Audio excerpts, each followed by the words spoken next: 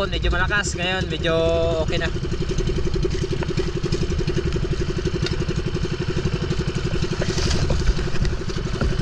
Let's go! Kaya mga ka-channel, dito na tayo sa spot kung saan yung mana. Dito na tayo malapit. Sa Naya, malinaw. Wala po yung dagat. Let's go! Meron tayo saglit. Okay tayo. Katapos nga natin makapag-prepare, kaya bumaba na tayo mga ka-channel, pero ito ang bumungad sa atin. Bumalik na naman yung labot ng dagat dito sa aming lugar.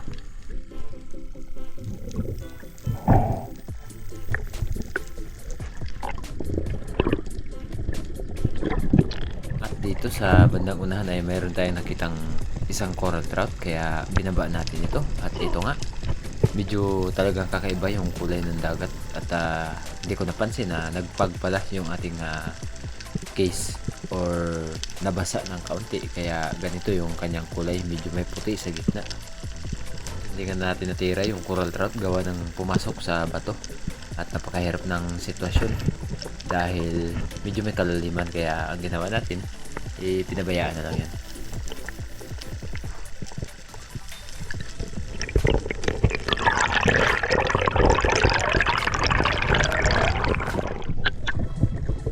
Kaya naman sa pagkakataong ito ay umabanti tayo dito sa unahan at isang coral trout nga muli ang nagpakita sa atin at nasa tapat ng bato mga ka-channel, kaya hindi ko minadali na ito ay tirahin. At sa di natin inaasahan, nung malapit na tayo, biglang pumiglas. Ayun nga. At buti na lang ay natira natin ito, kaya ito ang kinauna-unahan natin isda sa pagkakataon ito sa mga coral trout o lapu-lapu.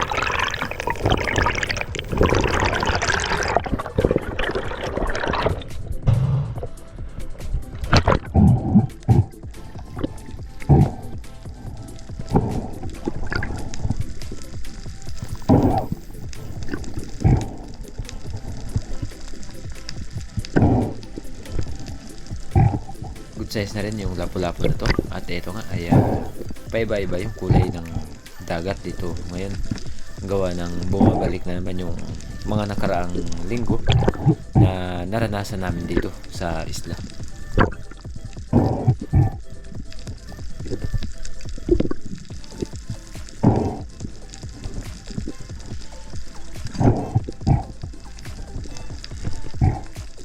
Sana ay bago mag-April mawala na yung labo ng dagat na to at medyo malamig na rin yung dagat ngayon.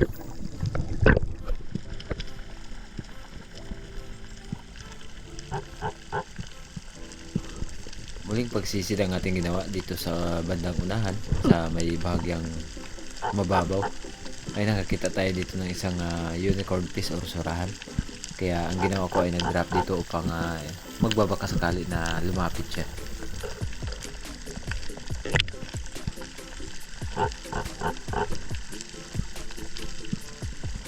Ganun pa man ay hindi natupad yung ating pinapangarap na lumapit, kaya ang ginawa ko ay tayo na ang lumapit, pero kinapos tayo, kaya binalikan ko na ito.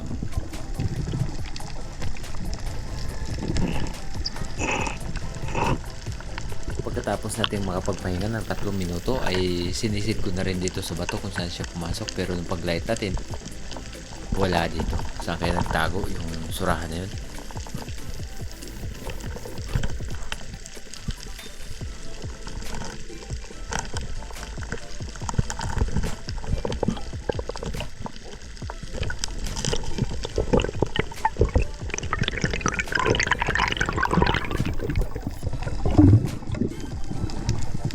Dahil hindi nga natin nakuha yung surahan na yung kanina mga ka-channel, at dito sa pagkakataong ito ay meron naman tayo nakita ditong pumasok, mas malaki pa sa kanina. Ayan, nakikita ko na yung kanyang katawan, pero yun nga, nakatagilid. Napakahirap tirahin ng surahan ito.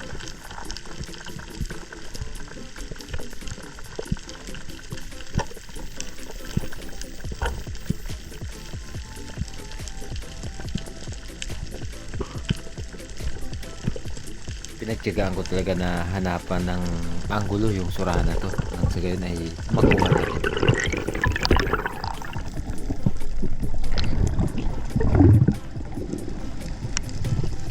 sisid mga ka-channel. Sa pagkakataon ito ay ibinigay na ang tamang pagkakataon nang sa gayon ay matira natin yung nakita nating napakalaking unicorn fish or surahan. Kaya naman nung tirahin natin to, hindi naman tayo nabigo. Kaso nga lang, akala ko ay maiiwan na yung aking shop dito, gawa ng hindi makita yung shop natin dahil ito ay napakahirap butas.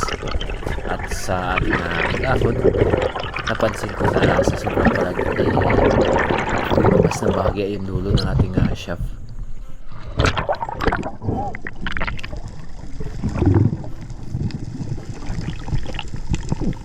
Nakalipas ang ilang minuto na pagpapahinga sa ibabaw ay binalikan ko na ito, at yun nga, pinalampag ko ng bahagya nang sa gayon ay mahila natin. At buti na lang nung paggalaw natin nakuha naman natin yung ating kauna-unahang surahan sa pagkakataon.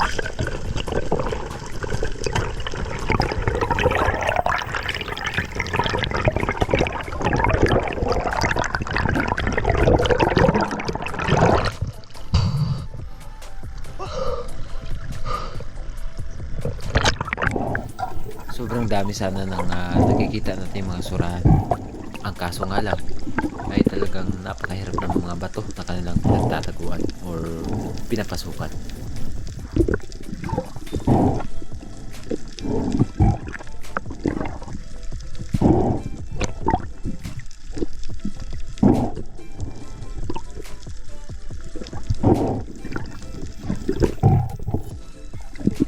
Sa pinakamadaling paraan na makahuli ka ng surahan ay swerte mo na kapag pumasok ito ng bato at hindi mahirap dahil ito ay makukuha mo talaga. Pero kapag nasa labas, talagang pabilisan ng kamay bago mo siya makukuha.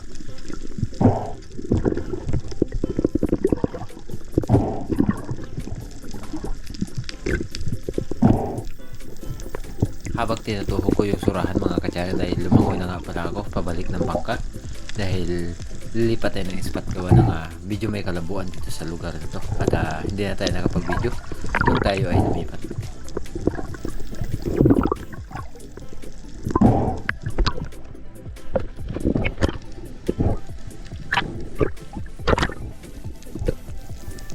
Kaya naman pagdating natin dito sa spot kung saan tayo lumipat ay nag-dive tayo agad, at ito nakita nga natin yung pinakamalaking bato kung saan madalas nakakita tayo ng mga surahan. Pero sana tayo nakita dito mga good size na rin ng mga surahan, 4 na piraso. At nagpatok ako dito sa bato nang sa gayon ay lumapit yung surahan. At ito nga, akala ko tuloy yan na lalapit talaga sa atin nang sa gayon ay makatira tayo. Pero nung paglingon ko, ayan, walang natira kahit isang piraso. Nagsialisan.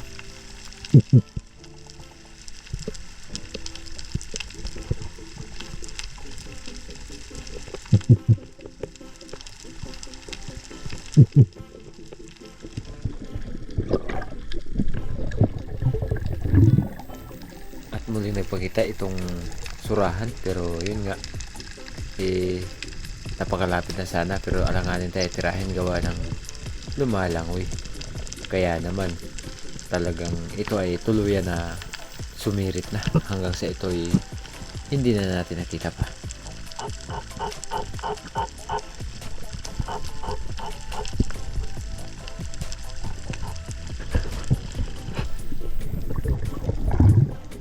Hinanap ko itong nahiwalay na bato gawa ng maraming surahan din akong nakikita dito. At sa time na ito mga ka-channel, may nakita nga sana tayong 2 piraso. Yung isa ay umalis na, at ito namang isa pumasok naman sana sa bato. Kaso nga lang, ang mga nangyari ay hindi natin natira.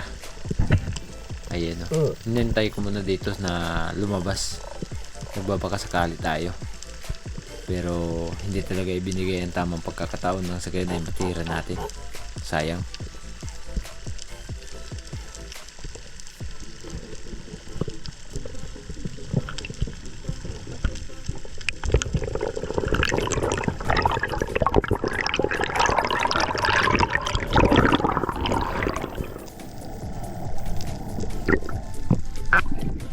same spot pa rin mga ka-channel.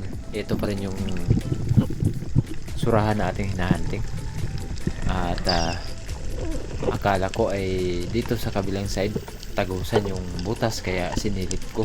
Pero nung pagsilip ko at paglight, mababaw lang pala. Kaya nung pag-ikot natin dito sa butas kung saan siya pumasok, ay hindi natin natutok agad yung pana. Ayan nga. Nakita sana natin yung surahan, pero nung paggalaw natin ng pana at itutok sana sa kanya, lumipat ito ng kanyang pinagpipistuhan. Hanggang sa umahon muna tayo dahil hindi natin natira ito, sayang.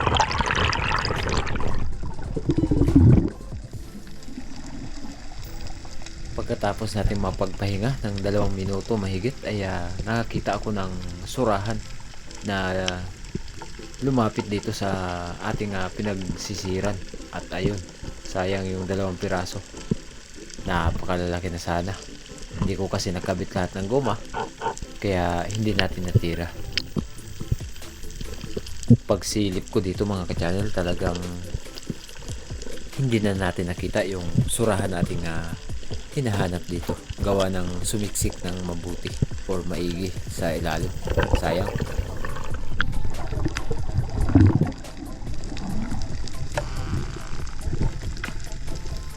Dahil hindi natin nakuha yung mga surahan na ating nakita kanina, ay lumangoy ako dito sa bahagyang mababaw at hinanap ko itong malapad na tibul corals na to. Gawa ng madalas tayo nakakita ng surahan dito at hindi naman tayo nagkamali nung silipin natin to dahil mayroong tumago na 1 piraso.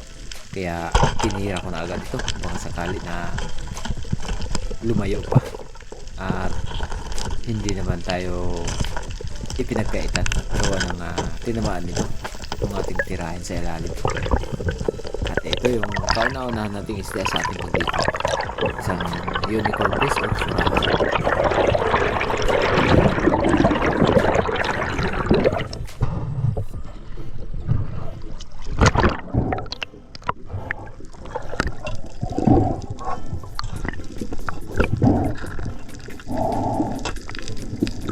Medyo gumanda ng kaunti yung visibility ng dagat dito at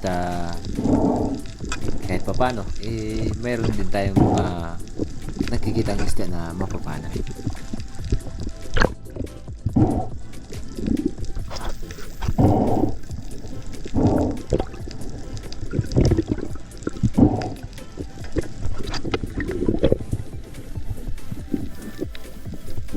Habang tinutuhog natin yung surahan mga ka-channel ay mayroon sanang nagpakita na mga talakitok, pero yun nga, pagkatapos natin itong matuhog sa ating lubid, kanya-kanyang alisan din naman. Sayang, malalaki na sana yung mga kawayan or talakitok na nagpakita sa atin. Nasa mga 3 kilo na rin mahigit.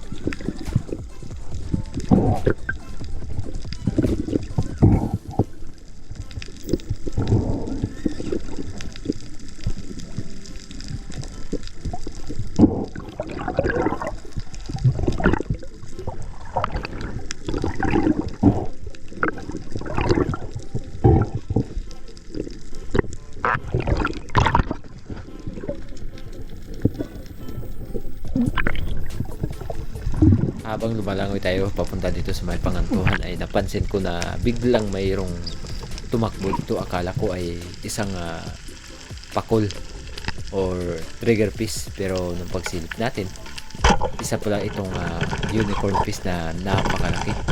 Kaya hindi na tayo nag-atubili pa na ito ay tirahin pa.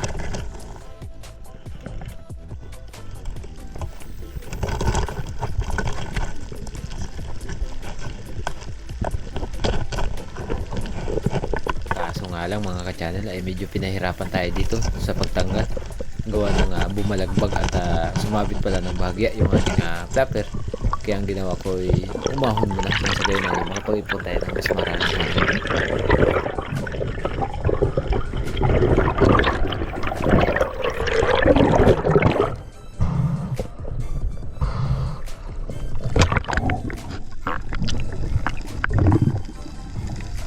Hindi ko na pinatagal pa Kaya pahinga lang tayo ng dalawang na minuto.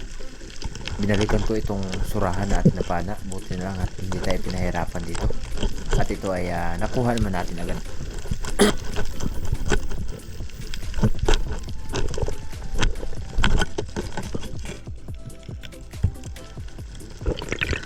Kaya naman pala dahil talagang malaki rin naman talaga yung surahan. Medyo naging na yung ating pagkakatira.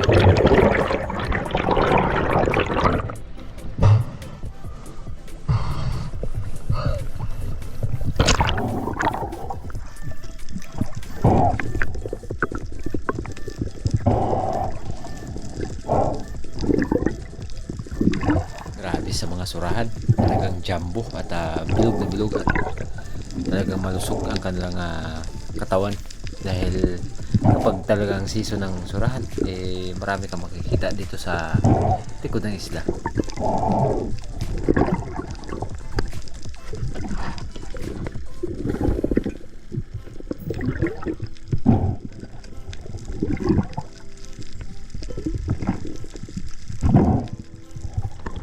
Dahil sapat na yung ating biyaya na natamo sa araw na ito mga ka-channel, pagkatapos ko itong matuhog, pabalik na rin tayo ng bangka nang sige na makauwi na tayo.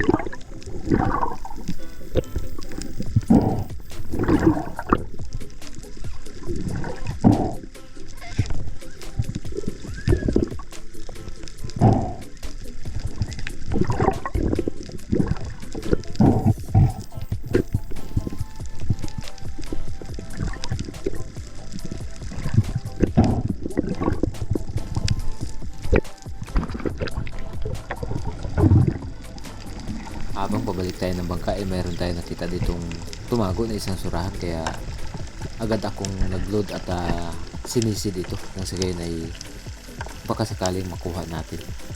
Kaya naman nung pagsilip ko dito, hindi naman tayo nabigo dahil napakalaki ng surahan at hindi na ako nag-alangan pa na ito ay tirahin. Ayun, tinamaan naman mga ka-channel. Swerte talaga tayo dahil malalaking surahan ng ating nahuli sa araw na ito. Ang kaso nga lang, mahihirapan yata tayo bago na dahil malambot na naman.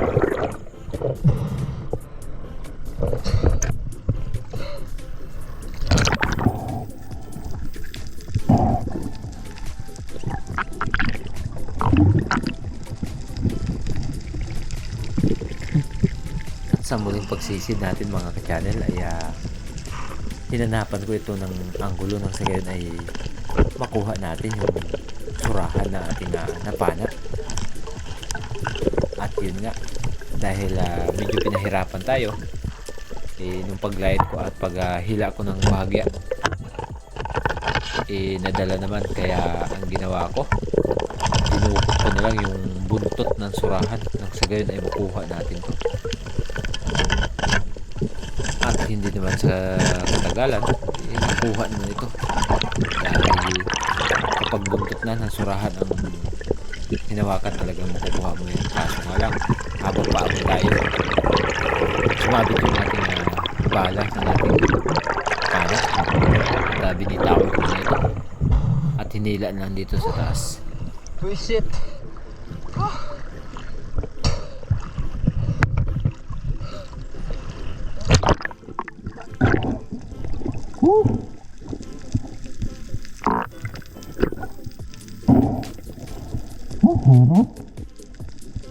Pahirapan talaga kapag surahan yung pakay mo, gawa ng medyo mautak yung surahan, pumapasok sa bato at pinapahirapan ka bago mo makuha.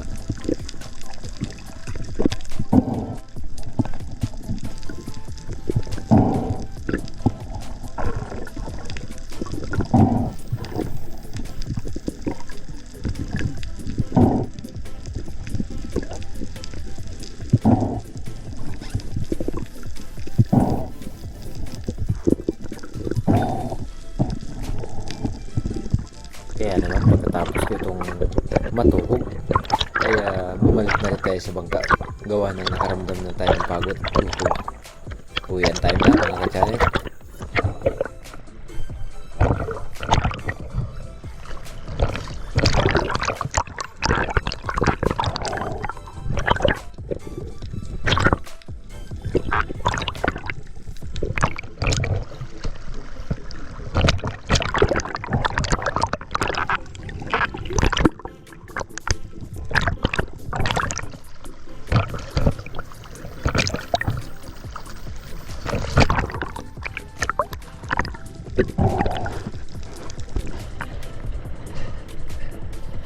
Ako na tayo.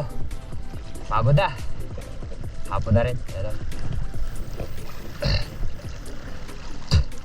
paano na? Mabaya-baya gabi. Magkalba naman to.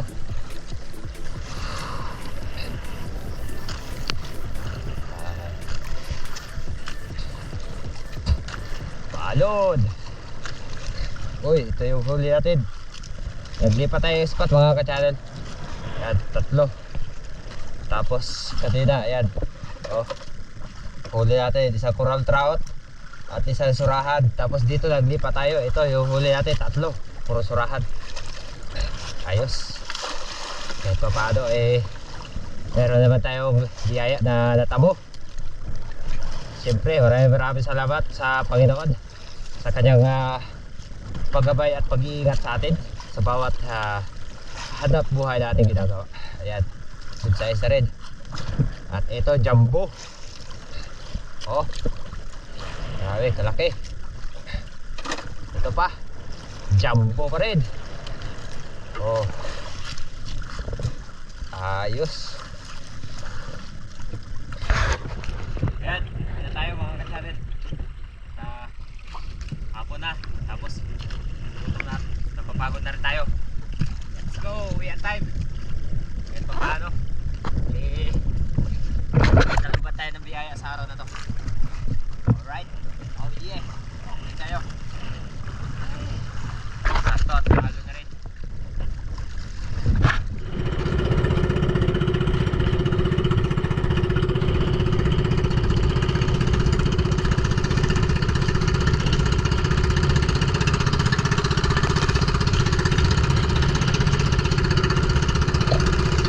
Sa gitna daan para malapit lang. Timing tayo. Let's go.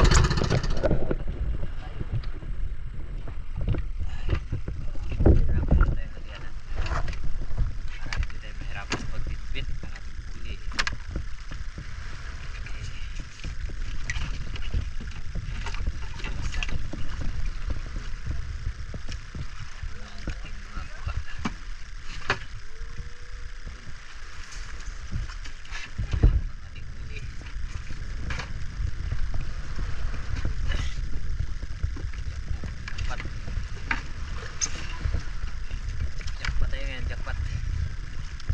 Isang balde at surahan. Ito yung huli natin. Naka-jackpot din tayo ng malalaking surahan.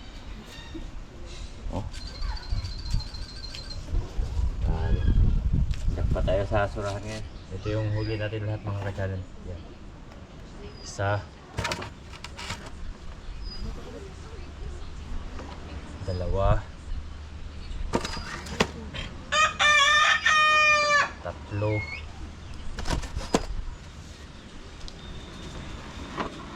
3 pirasong halos 2 kilo. Tapos ito, isang coral trout. Bali 5 lahat yung huli natin. 4 na surahan, 3 malalaki. Yung isa mga kalahating kilo siguro ito. Yan. Lahat ng huli natin. Jackpot. Ito paano.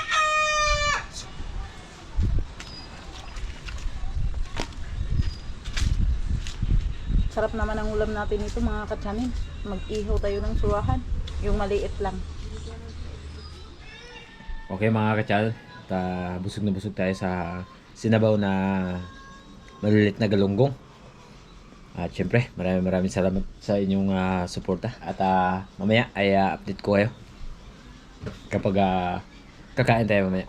Bawi lang tayo mamaya mga ka-channel dahil siyempre galing tayo sa pagod at hindi tayo pwedeng masyadong kumain ng marami.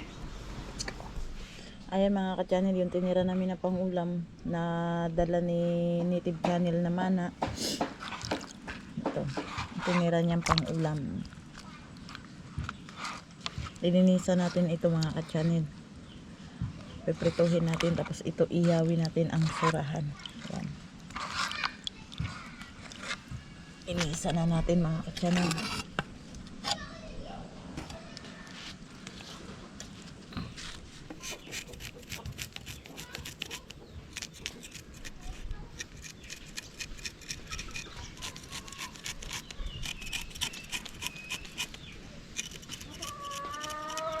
Suno.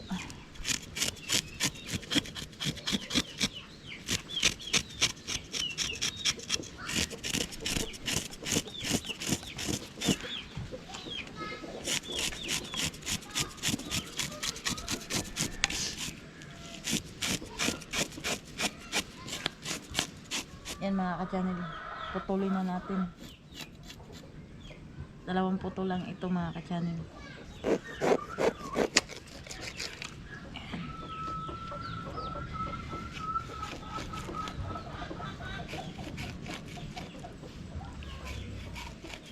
Iwa-iwaan ko ng mga ka-channel dahil piprituhin ko nga siya.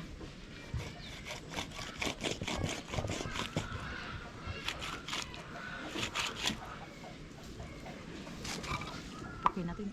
Yan mga ka-channel, hinati ko na siya sa 2. Yan, nilagyan ko na rin ng asin. Itong surahan natin mga ka-channel.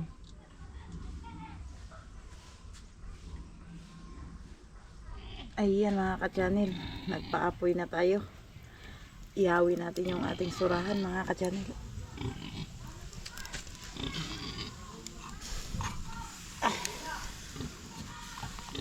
Ayan.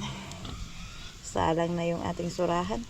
Ayan mga ka-channel, babalik tayo natin yung ating inihaw na surahan.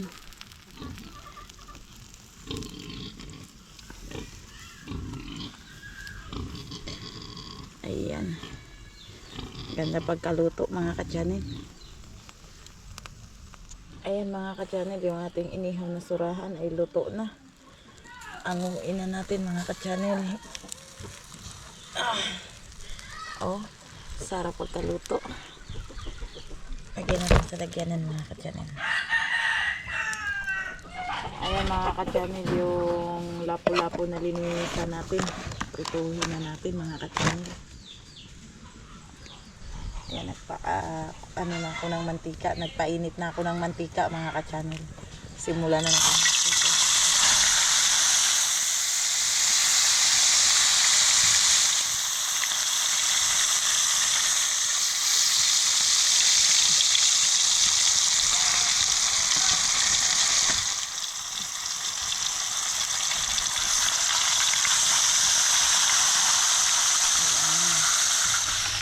Yan mga ka-channel, babalik pa rin na natin yung ating generator.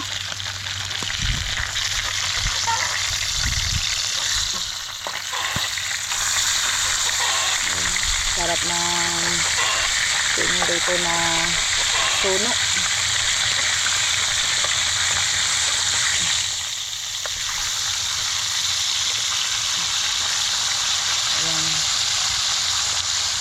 Ayan, magandang gabi po sa atin lahat. Kain po tayo mga ka-channel. So yung ulam natin, inihaw na surahan at piniritong lapu-lapu. Oh, ayan, sabi surahan, oh. Hi Masla, hi. Hi. Shout out. Okay, tara, samahan nyo kami na maghapunan. Ayos. Let's go. Mga ka-channel, kain tayo. Uy, butas ang kaldero. Uy. Wala na yung wala na yung pinaksiw na pinaksiw sinabaw na sorry po, wala palang kanin si Dari. Wag. Mainit, yung malamig lang. Ayaw niya ng bagong kanin. Gusto niya haw ba? Bahaw. Ang bahaw kasi ay masarap. Okay kayo.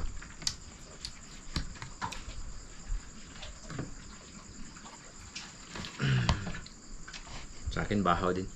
Para masarap pa. Diba daw? Suka ayaw mo? Ketchup. Ketchup pa.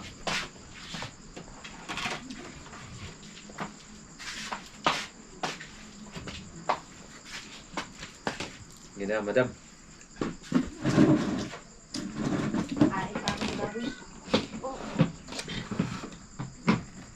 Sawsawan, ketchup ng bayan.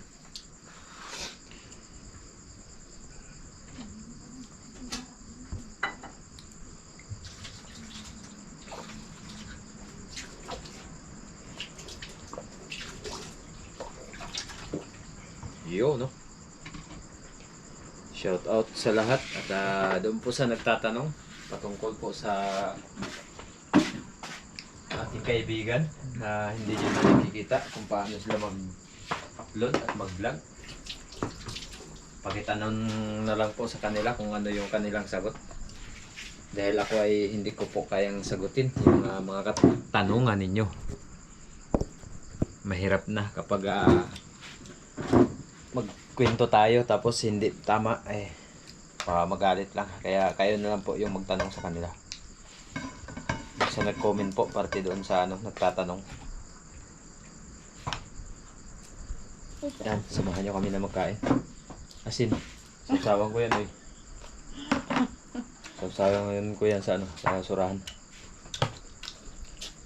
Kain po tayo mga ka-channel. Sabayan niyo po kaming kumain ngayong gabi. Dandan. Ayun.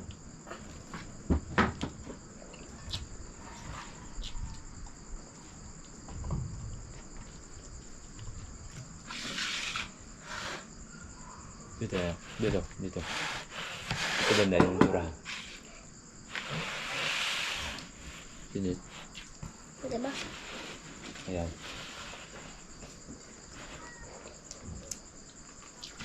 Binuksan na yung surahan.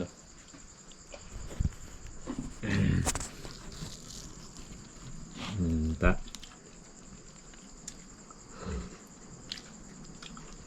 Yung medyo maliit lang yung iniwan natin dahil yung malalaki ay bininta ni Mrs. pang diesel natin. Medyo mahal na kasi yung diesel ngayon. Magkano yung gasolina dito? 385. 385? Nako. Sana all. Ang krudo ay 400 ang galon. Uy, baka baliktad. Ba't mas mahal yung crudo? Oo nga. Ganun.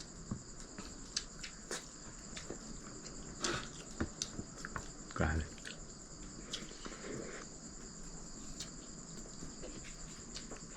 Yung tatlong malalaki po. Yung dalawa bininta. Magkano ang binta? 585. 585 yung binta ng 2 piraso. Ayan mga ka-channel, tapos na tayo nagkain. Hindi na ubos yung hindi ko kayang ubusin yung surahan. Bahala na si Mrs. pati si Boy surahan yan.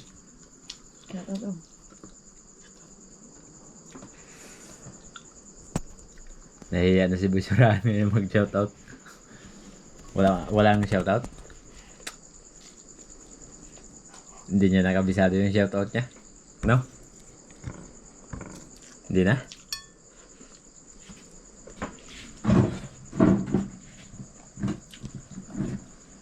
Tikman natin ulit. Oh.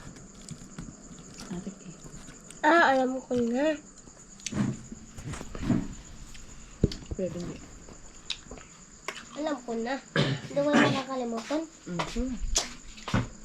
Shout out kay Brad Alex, shout out kay Ate Kay, shout out kay Ate Tabina, shout out kay Namara Salon Ocampo, shout out kay Binji, shout out kay The Bruce, shout out kay Ate Joy Ispa, shout out kay Ate Kay Pantangan. Ate Kay Pantangan, shout out kay Strawberry Sweet, shout out kay Yung isa pa. Dabos. Hindi, yung isa. Kalimutan ko na. Yung... Ako yung nakakalimot. Miss Maita Purino. Miss Tay Purino. Miss Maita. Miss May Purino. Mm. Shoutout kay Miss Maita Purino. Ang galing ni Bisulahan.